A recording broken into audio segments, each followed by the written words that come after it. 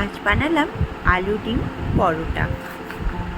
পেঁয়াজ কুচি করে নিলাম, দিয়ে পেঁয়াজটাকে একটু বেরেস্তা করে নিলাম।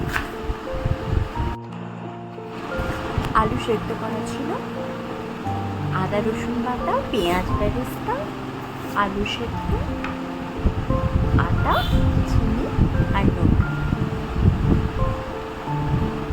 দিয়ে ডিমটাকে ভালো করে ফেটিয়ে অল্প অল্প করে দিয়ে আটাটাকে ভালো করে মাখাতে লাগলাম। হয়ে গেল রেডি। দিয়ে এটাকে কিছুক্ষণের জন্য ঢেকে দিলাম। তারপর হালকা হাতে বেলে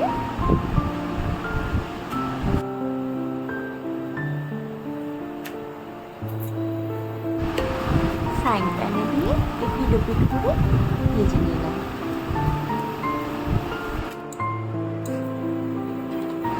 শুকনো ফ্রাইং প্যানেই এপিট ওপিট ভাজলাম। এরপর চামচ করে অল্প একটু সাদা তেল নিয়ে এদিক ওদিক পরোটা চারদিকে ছড়িয়ে দিলাম।